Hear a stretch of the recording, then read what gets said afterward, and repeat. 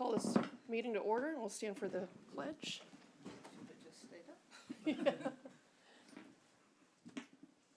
Pledge allegiance to the flag of the United States of America and to the republic for which it stands, one nation, under God, indivisible, with liberty and justice for all.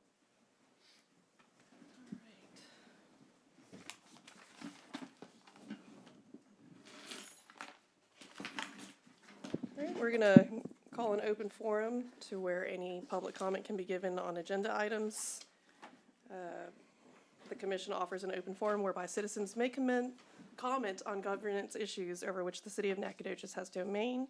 In accordance with the Texas Open Meetings Act, members of the commission shall not discuss, deliberate, or make any decisions on topics not posted as an agenda item. Speakers should address all remarks to the commission and limit your remarks to no more than 3 minutes. Anybody for? Nope. Open forum. All right, moving on to consent agenda. Let's see, we're going to do the approval of the minutes for the meeting held on January 13th, 2025.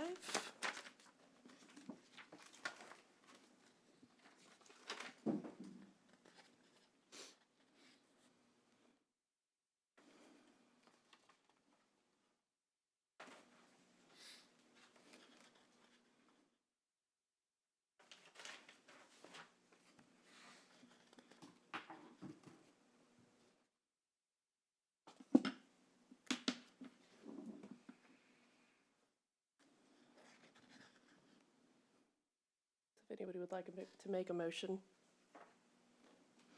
I'll make a motion that we accept the minutes as printed. Second. All in favor? Aye. Aye. All opposed? Minutes pass. All right, we're going on to the regular agenda for 5A. All right. Just make sure we're on this right one. All right, we're going to discuss and consider action regarding zone change, case ZON 2025-01 for a zone change from A agriculture to R4.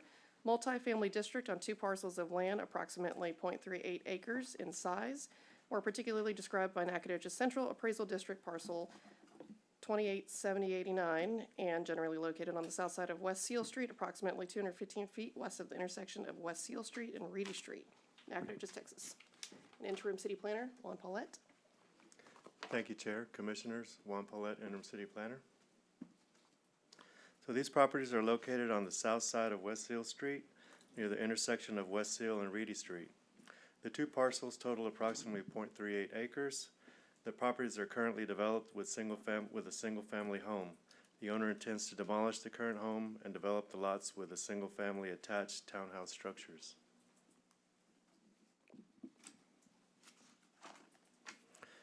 The subject property is zoned agriculture, but the surrounding area contains a mix of zoning districts including R4 multifamily to the west, agricultural to the east, light industrial further east, and R2 residential to the northeast. The agricultural zoning district is typically intended for active agricultural use, newly annexed land, or areas lacking urban services and not yet ready for development. However, as the city grows in alignment with the comprehensive plans, areas like this naturally transition to more appropriate zoning. Future land use designation is rural development and is described as sparsely populated areas with limited development, but also include areas that are transitioning into urban uses and development. With a mix of residential, multifamily, and industrial zoning, the proposed multifamily zoning aligns with this transition by allowing for higher density housing while maintaining compatibility with existing and planned land uses. Staff finds that this request may be neutral with respect to the future land use plan. Future development of the properties could further the goals and objectives of the comprehensive plan. And this is a picture of the subject property with the existing single-family home. And then some of the surrounding properties.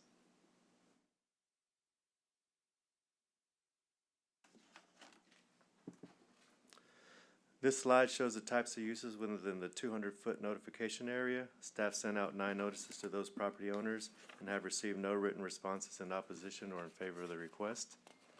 Staff coordinated a neighborhood meeting for the property owners within 500 feet of the subject property on February 11th. One of the neighboring property owners attended the meeting in opposition of the request with concerns of increase in property taxes, affordability, and timing of the development. Staff believes that this request meets the conditions for approval, and I'll be happy to answer any questions from the commission. And the applicant, Jake Crawford, is present if you have any questions of him. Okay.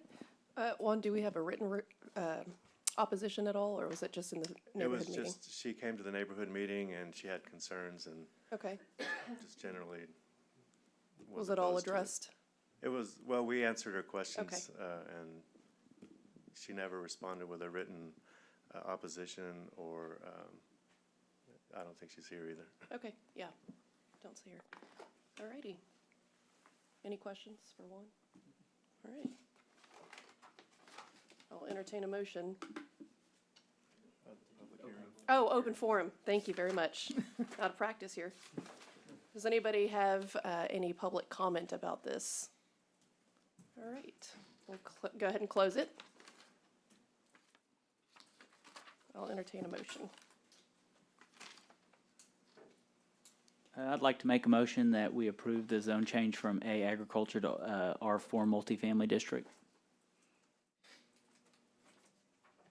Second.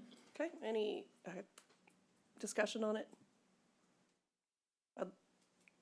For me, I'd like to just say that, you know, agricultural zoning areas in the city of Nacogdoches is pretty widely used. It hasn't been updated in a while, and we are, just like Juan had said, growth will change some of the zoning areas, and so that's my public comment for that. All right. All right, so those in favor? Aye. Aye. Aye. Those opposed? None. Motion carries. All right, moving on to 5B.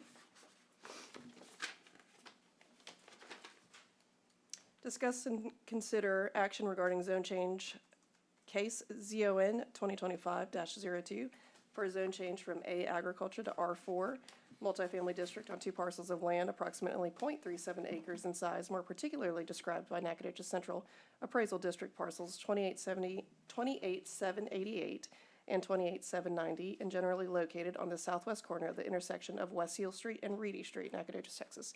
Interim City Planner, Juan Paulette. Thank you, Chair. Juan Paulette, Interim City Planner.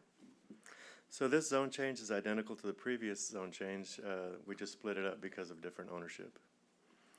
These properties are located on the southwest corner of West Seal and Reedy Street intersection, and the 2 parcels total approximately 0.37 acres.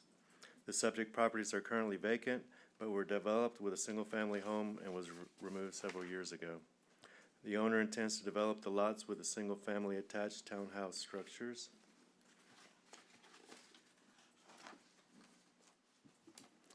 The subject properties are zoned agricultural, but are surrounded by, but the surrounding area contains a mix of zoning districts, including agricultural to the west, R4 multifamily further west and north, light industrial to the east, and R2 residential to the northeast.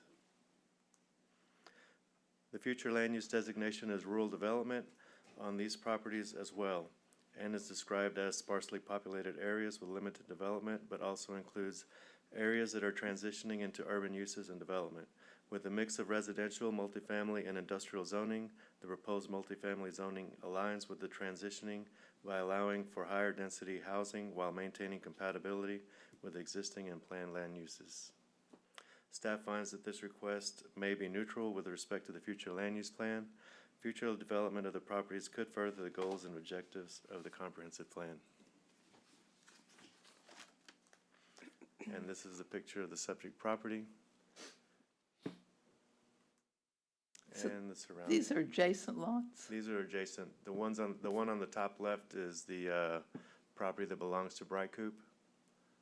And this is the top right across from the subject property along West Seal. And that bottom left is looking south along Reedy. And that is the northeast section that has a single family R2 homes.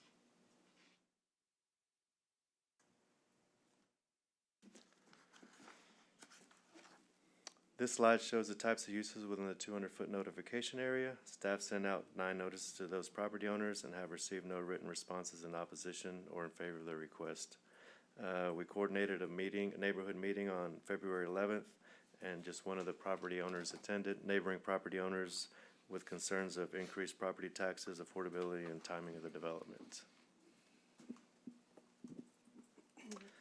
And staff believes that this request meets the conditions for approval, and I'll be happy to answer any questions. And the applicants, again, well, this one is Shivam Patel and Lupe Salinas are the applicants, and they're here. Okay, any questions for Juan? Any questions for the developers? No curiosities? I just want to call you guys up to say hello and ask how it's going and, I you think know. Shivam said he wanted to come up. Okay, and say Shivam, come up here and talk. Would you like to speak? Come on. Name and address. Yep, you'll have to state your name and address.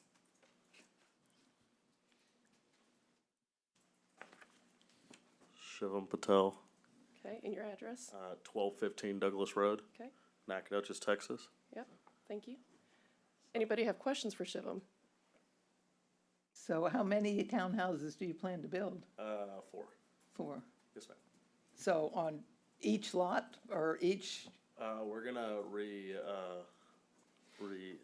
subdivide the lots and do them vertical, and we'll have 4 lots that way.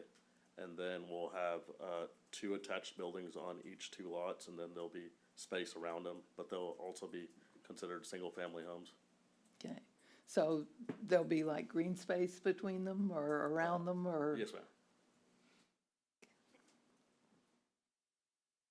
Any other questions? How are you liking all the development you guys are doing? I'm loving it. Busy, huh? Yeah. You guys have been on fire. Yes, We ma'am. appreciate you guys. Thanks for providing Appreciate homes it. for people. Yes, ma'am. And great. Okay, Thank you. all right. Any public comment? Delaney, Jake? All right, we're gonna close that. All right, I'll consider a motion. I'd like to make a motion that we approve the requested zone change from A agriculture to R4 multifamily. Great. Second. All right. Those in, well, would anybody like a discussion on it? All right. Those in favor say aye. Aye. Those opposed? All right. Motion carries. All right, moving on to 5C. Rather than open this item for staff presentation for public hearing, I'd like to notify commissioners at this time that the city has requested and the applicant has agreed to postpone consideration of item 5C until the next regular meeting of the Planning and Zoning Commission scheduled for Monday, April 14th, 2025. Additional notifications to the public and to the adjacent property owners must be conducted in compliance with state and local regulations.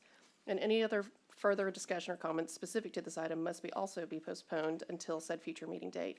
If members of the public in attendance have any questions regarding this postponement, they may be shared with the city staff at the conclusion of tonight's meeting. Following that, we will continue with other commission's business. All right, That was a great item. great item. Yeah. Moving on fast. I like that. All right.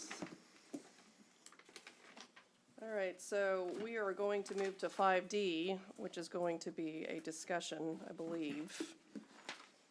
It's public hearing in considering amending the Code of Ordinances of the City of Nacogdoches, Texas, including Chapter 118 zoning, Article 1 in general, Section 118.1, definitions to revise and to clarify the definitions of housing types and adding definitions related to group homes, Article 2, Administration, Division 3, Board of Adjustments, Section 118-97, Officers and Compensation, to remove compensation provisions and add the position of Vice Chair and remove the position of Secretary.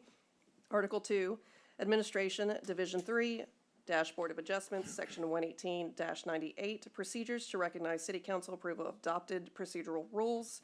Article 2, Administration, Division 3, Board of Adjustment, Section 118-99, Powers to add language related to special exceptions and clarification of procedures for variances.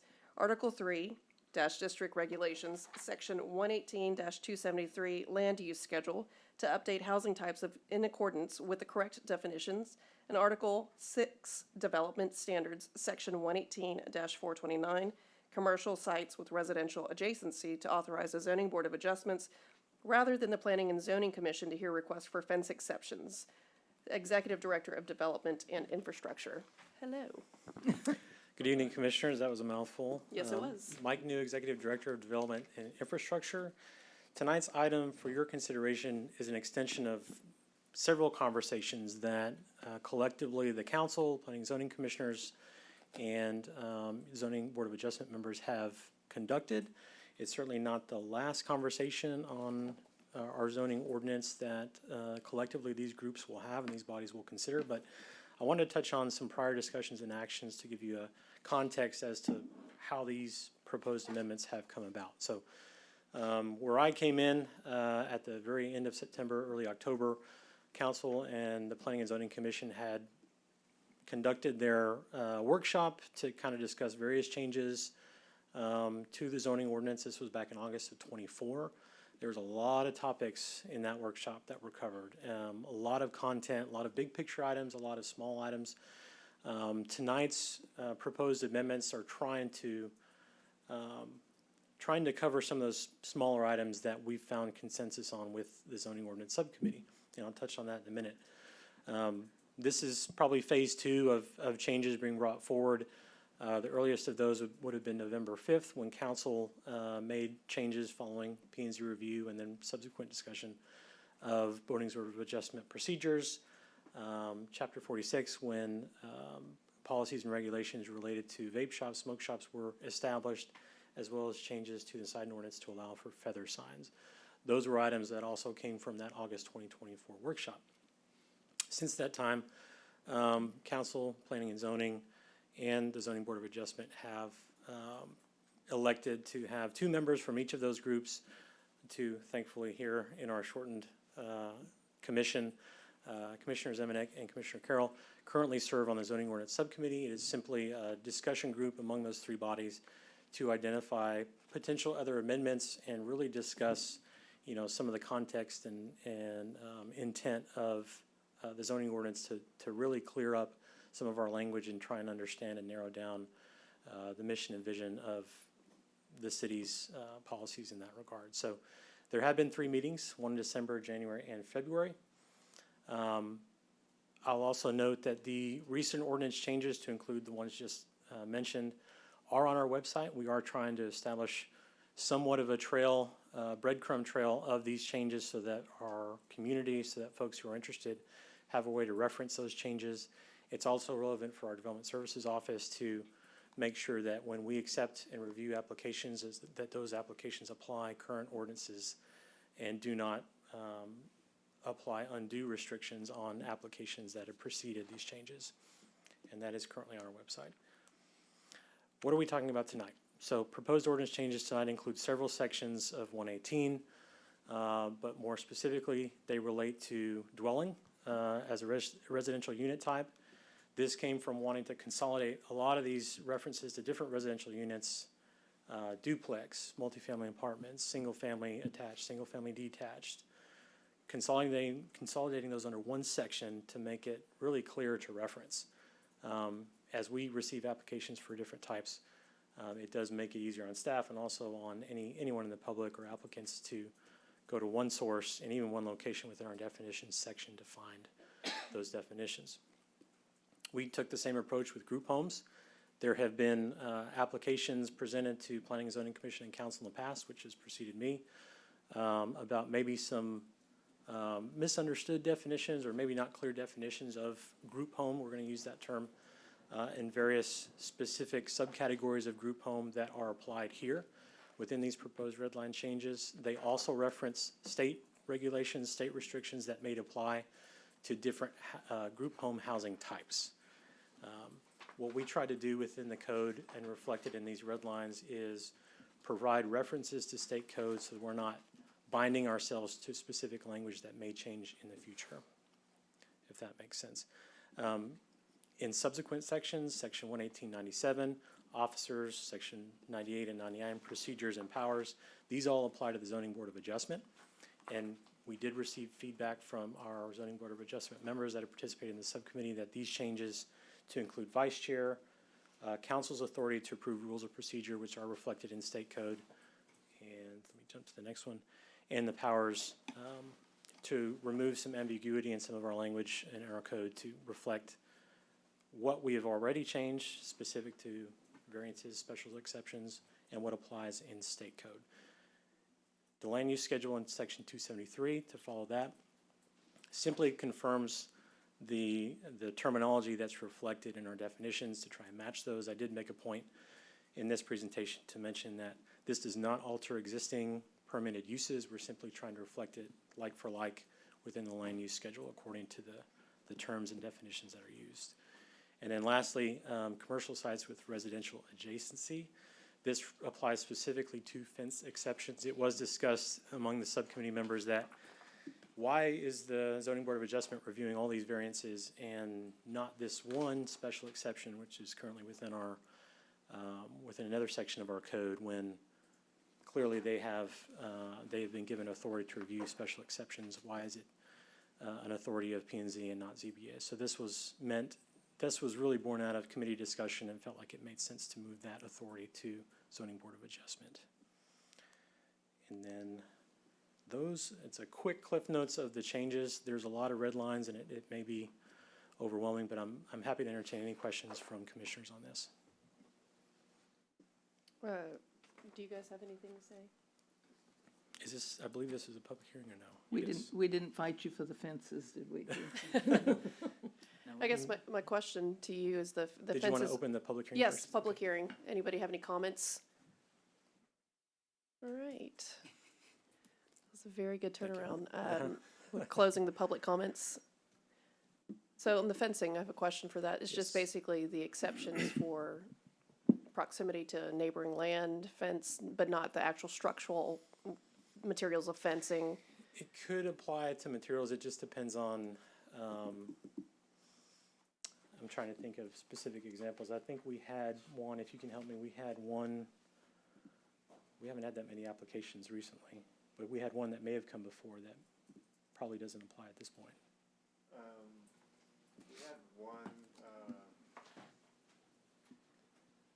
We had one previous fence exception, but it did go through. What was the? If it applies to materials and not location. I mean, the change is just to which body would, I guess, make a determination with respect to the exception, has no substantive changes as to the actual exception To the itself. actual ordinance of Right. what's And- allowable and what's not, okay? And I think the logic there was when we were looking at who had authority over a multitude of the exceptions, it came down to ZBA, not necessarily P&Z. Sure. There may be a case where material might come into play, might be a factor in the exception. Okay, yeah, understood. Mhm. Okay. Do y'all have any comments on it? Not on fences. I have to ask you, though, there's a place in here where it talks about duplexes being two-family homes, which I think is reasonable. But it also permits them in both R3 and R4 zones. If duplexes are permitted in R4, why would you permit them in R3? So R4 is a higher density zoning classification, so it would naturally accept any lower density Right, classification. every lower density, but maybe if you're gonna have duplexes in R4, they ought not to be in R3, just like, Well, we didn't discuss that I think particular the issue, component of our the issue that zoning was brought class. up to me had to do with parking, to be honest with Mm-hmm. you. That R4 requires one parking space for every bedroom, because you're assuming you've got apartments. Sure. R3 just requires 2 parking spaces per unit, or, per home, per unit. But a duplex could have 3 bedrooms on each side.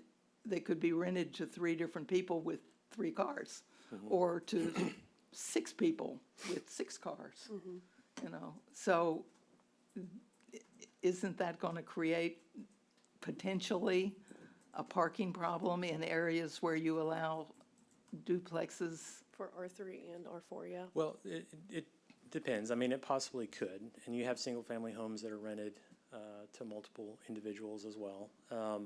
One of the things, and this concern has been discussed and kind of brought up before. We haven't really tackled it with our subcommittee yet, but, you know, one of the ways that we look to address that issue in particular is with our off-street parking requirements.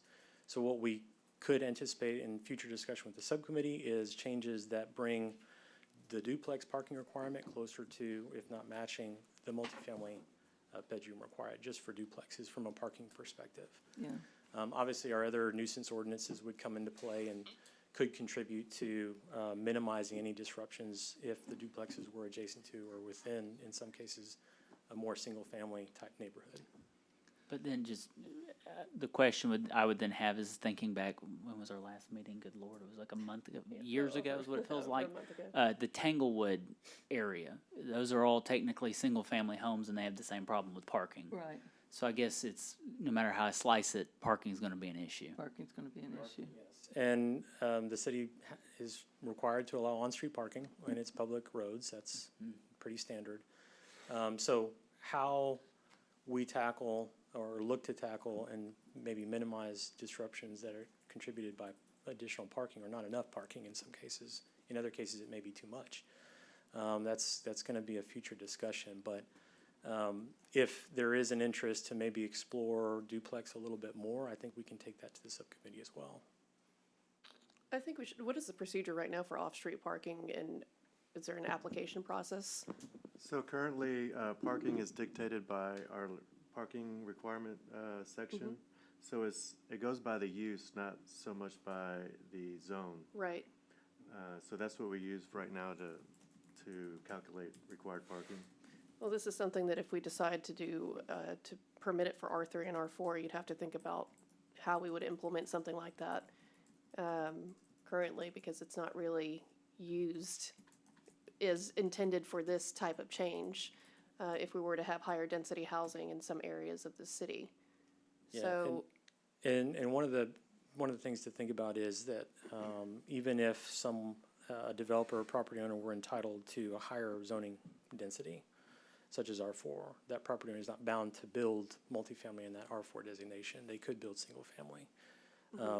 Not to say that they necessarily would or what their intentions would be, but it does not call them to build a certain residential type. But our off-street parking requirements are specific to the residential type, and that's kind of the reason why. okay. Any other questions on that one?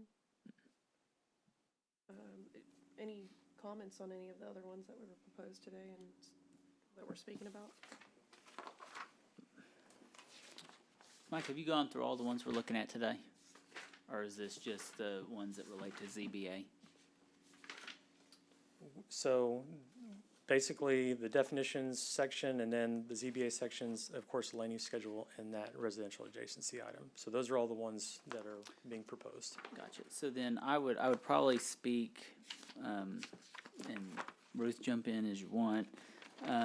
We had considerable discussion as a subcommittee, and I'm trying to find which page it's on, when we went to the term dwelling. So I think on our page, it's page 46 and 47. That section occupied a considerable amount of spirited conversations. And I think we've gotten to a place which this allows us to meet the need for growth within our city, as well as maintaining our intent with our, what do you call it, master plan. Comprehensive plan? Comprehensive plan from 2003.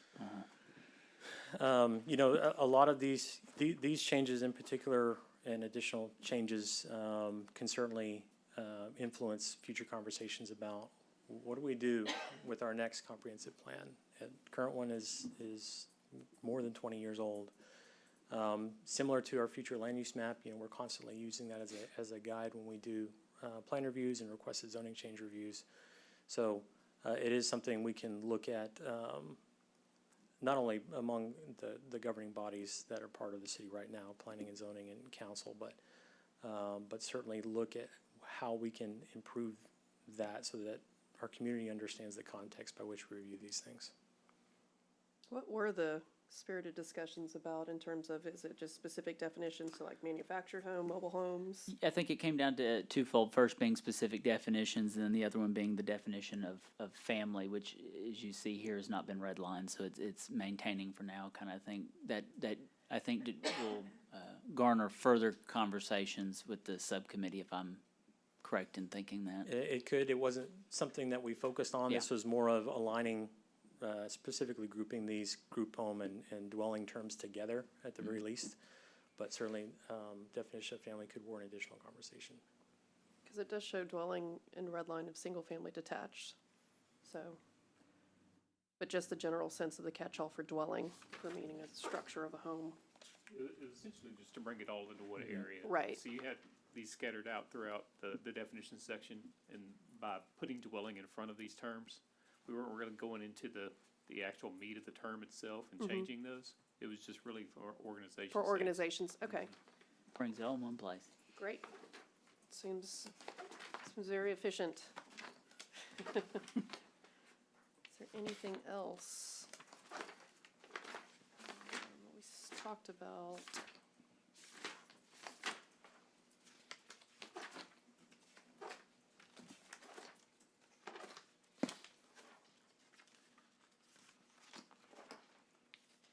Group homes is another one, organizational structure for all of the ones that are catch-all, correct? Yes. Okay.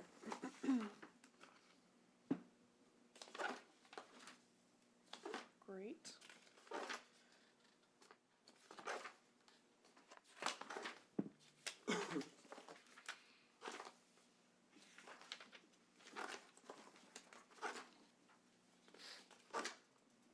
Is there any other questions that you guys have that you want to discuss? Chair, I think you may be the only one that hasn't looked at this in depth the same way your counterparts have. Yeah, that's correct. That's what I was like, they probably want to be done with it, so, yeah. Well, fresh eyes is always good. yes. Do we need to make any motions that you guys want to make for, approving any of these for planning and zoning to be moved forward with city council, or? Well, I will say for the good of the commission that this won't be the last set of changes we'll make, we'll propose at least for planning and zoning review and council consideration. We're kind of taking it bite by bite. So a lot of this is being sort of vetted within the subcommittee among the three bodies, ZBA, council, and P&Z. And then out of that discussion, if there's consensus, we do bring those items forward. So this, there may be, I can't tell you how many future actions, we'll get into that in the next item, but this is certainly one piece of more. And then if commissioners can identify some other elements that may need further discussion, we'll bring those to the subcommittee as well. Okay. Sounds good. I think we're. I So don't have any further this would be a questions on it. motion to recommend Yeah. or deny deny. for the council. Anybody want to make a As a- motion As a unit, right? As a body, as a planning and planning and zoning, zoning body, yes, ma'am. to move forward with it in city council? Tentatively, this would be on the council's March 18 agenda.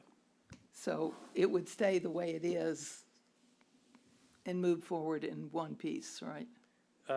These red line changes, yes. Oh, the red line, just the red line changes. These red line changes in Oh, these okay. specific sections. So going over section 118-99, section 118-273, section 118-429, all of the ones that I've read, And 1 and 97 and 98. Yep. yes, those So included. 6 sections.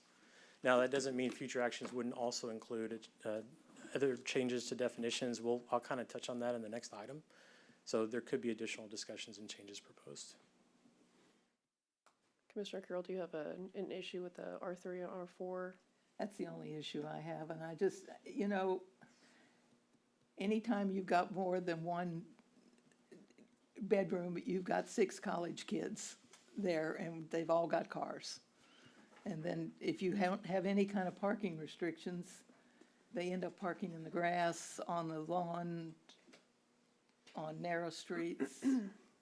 We can make a motion to approve all of them except for that one if that's what you would like to do. Well, it doesn't, I don't think it they doesn't can. change the land use, permitted use for R3, or for duplexes under R3, so it's essentially reflecting, I mean, it shows a red line there, but it doesn't change the permitted uses, so it wouldn't be a reconsideration of that. And you may recall, we kind of had a brief discussion about this at the workshop back in August of last year. August was a long time I know. ago. I know, and we've all slept since then, but just, so that topic is going to come in front of the subcommittee at some point. when that will be, I don't know. Maybe we'll discuss that in the next item, but that item will be coming up for discussion in the subcommittee. So it'll ultimately come back to this commission at some point, if there are any changes recommended. Okay. I need a motion to approve or deny. I'd like to make a motion that we approve, what do you want me to call it? Because I'm not going to read that whole thing. Approve the red line changes as stated. There you go. I'd like to make a motion we approve the red line changes as presented by staff. Okay, Second. okay. All those in favor? Aye. Those opposed? All right. Motion carries. Okay, now moving on to the zoning ordinance subcommittee report. And Chair, Mike New, Executive Director of Development and Infrastructure, I will take first stab at just summarizing and certainly allow my my commissioners to fill in some gaps here. But just to kind of give you an overview, the subcommittee discussion on February 25th not only involved the proposed red line changes you're seeing today, there was also discussion on ZBA rules of procedure. There was some consensus potentially to move forward to bring that to ZBA in April. There was also some initial discussion on a potential draft ordinance or regulations related to short-term rentals. The subcommittee did talk about and had good questions related to short-term rentals. That will come before council. We're anticipating that for March 18 workshop. So council will have an opportunity to give some feedback, and then potentially we bring some additional information and propositions to the subcommittee to discuss a little bit further. We also discussed possible definitions for tattoo salons and beauty parlor. Again, some of these things come about from challenges that staff sees in the application and review process. This one in particular, if there were proposed changes, this would again have additional red lines for the definitions section as well as the land use schedule. So again, some of these things you may see again in similar sections, but there are different changes, new changes based on these discussions. The next meeting tentatively, March 26th, and tentatively April 22nd for the subcommittee. Other items, and these are, what we have here are lingering items from past discussion that we didn't get to. These are big picture items from the workshop. Some of them are big animals to tackle, others are not so big, but just ones that are just pending items because of other business. So amendment procedure is one, district development standards, non-conforming structures. Parking was one that's been expressed today that we'll certainly follow up on, and then plan developments. All of those were in some form discussed during that August workshop, but certainly on this report, commissioners can add or update as needed. Mike, can you tell me, when we were talking about the short-term rental draft regulations, can you go into a little bit more depth about that? Sure, so. What brought it about? What's the changes? I mean, I'd like to know both of them, basically, for the tattoo salons and beauty parlor as well. Sure, so real quickly, we, kind of the nexus of bringing those to the subcommittee's attention, trying to address two issues. One, to identify a procedure to allow property owners who are providing their residents as short-term rentals to remit hotel occupancy taxes. Is there a convenient and easy way to do that? We did identify that there's several properties that don't necessarily remit the taxes that should be remitted. We understand that the challenges in doing that, and that there are local and state taxes. So this provides a process for the city to help facilitate that. The other cause for proposing regulations would be to identify a procedure or process for the city to maintain enforcement of regulations within existing neighborhoods. When you have this unique use within these neighborhoods, it makes sense for the city to identify, many cities have done this, a permit process for allowing it, but also regulating it in a way that's transparent. So those were kind of the two core reasons for developing draft regulation for discussion. We're still in the very early stages of that policy. Okay, so right now, how does the city identify the short-term housing rentals? Do they go through Airbnb and say, look at this property, it's within Nacogdoches and they're not remitting the hotel occupancy tax? I don't have our CVB person here, but during our workshop, we'll kind of go in depth on this. Our CVB does utilize a service to identify short-term rental properties, and it essentially works as a web crawler of your popular platforms, where those properties are identified within those platforms as offering rental service. Surprised then at we- how many we that gather she said those. there were. How many do you think there are? There's a lot. Just in round numbers, what do you think? Well, Of course, you probably know better because you operate one, but you know. and I pay the hotel occupancy tax. No, I have no idea, but I would assume over 100, I'm assuming. There aren't quite that many, but Not that we've identified. that we don't. Not that you know of. That we know, Yeah. yeah. I guess my question as well for this is for short-term housing, not just because I have just an interest in it, but, are there a lot of external people that don't live within the city that own it? Can you identify that? People that aren't maintaining their properties, I guess, is that an issue that's come about? Outside of the city? Yeah, that don't have residences within Nacogdoches? I mean, are we looking at data like that? We're not, Outside owners of property? Property owners owners that do not reside that don't reside in Nacogdoches, Nacogdoches or that not own native, yeah. and operate short-term rentals within the Right, city limits. residences within the city. I mean, I guess, again, early in the policy process on this, but I don't know that we've identified them or segregated them any different. Okay, well, my question being is that why I'm asking it is because have we stumbled across them not maintaining properties properly for short-term rentals, or they can't get in touch with them? So I don't know if we haven't identified anything specific. I can't give you a specific case. What Sure. I can say is that we're trying to get a little bit ahead of the game here to establish a regulatory process for it. One of the things that challenges other cities have identified, and I've kind of leaned on my past experience in College Station on this, is if there's not a local owner, then any public safety response, any regulatory or enforcement response is difficult, if not impossible, if those haven't been identified beforehand. Right. And the city can establish a way for property owners to maintain local contacts. So one of the components of this draft policy that we'll continue to discuss is there should be a local contact associated with the permit That's what I was to wondering. identify that connection to make sure the city has a way to enforce. Okay, would there be a fee to actually apply? We haven't determined a fee amount, but there would likely be potentially an application fee and fee if there were additional inspections that would be required. Okay, and that would go through, where would it go? What body would it go through? Still up for Up for confirmation, discussion. but Okay. it's right now it's likely to go through our planning and zoning office. Okay, then questions about, enforcing ordinance rules, or the necessary requirements for them to maintain these things. Historically speaking, we've been short-staffed to be able to affect all ordinances and make sure that they're maintained. So my concern is not to muck it up so much that we don't and can't enforce it. And that's my only comment about that, but. Well, and I think that's a comment that the subcommittee itself brought up. Yeah. So when he's saying we're in really early stages of this, I mean, I think We're super early. we scratched the crust. Okay. We still have like the mantle and the core and all the rest of it. Yeah, we've taken bits and pieces from other regulations that in the core seem to make sense for our community. Of course, we haven't pulled everything from that. In fact, we've even made some changes that we'll be sharing with the council based on just our internal discussion of, hey, if there's an interest in sort of minimizing the depth and breadth of this type of new regulation on property owners who have had short-term rentals for some time, how can we be flexible with that and still meet our goals for regulation? So Okay. certainly a consideration. Great.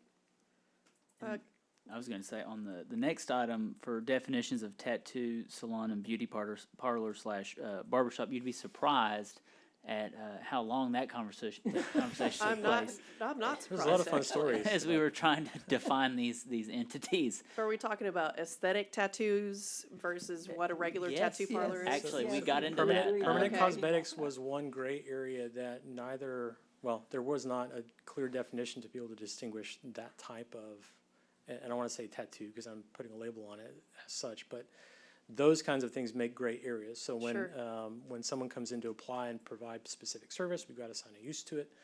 And we have come across instances where it was difficult to either assign it to a tattoo or a beauty parlor because those processes are very different. Very different. It's like med spas. So you really can't classify them as a medical office.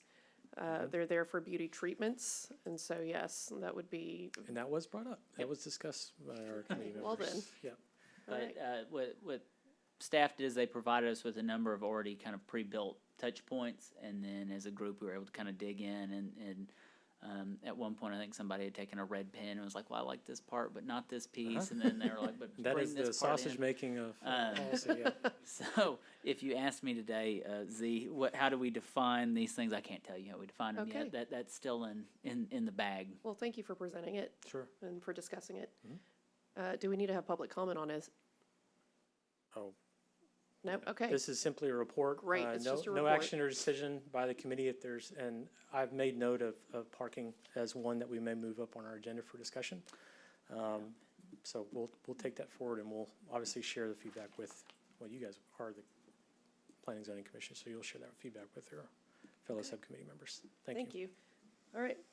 We're going to move on to Agenda 7, Item 7, discussion and possible action on future agenda items. A planning and zoning member may inquire about a subject for which notice has not been given, a statement of specific factual information, or their recitation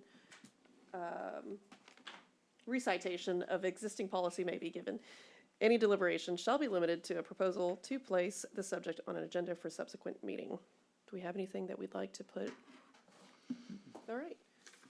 Okay, time is, I can't see that far because my glasses aren't on. It is 5:48. All right, adjourning at 5:48. Thank you, guys.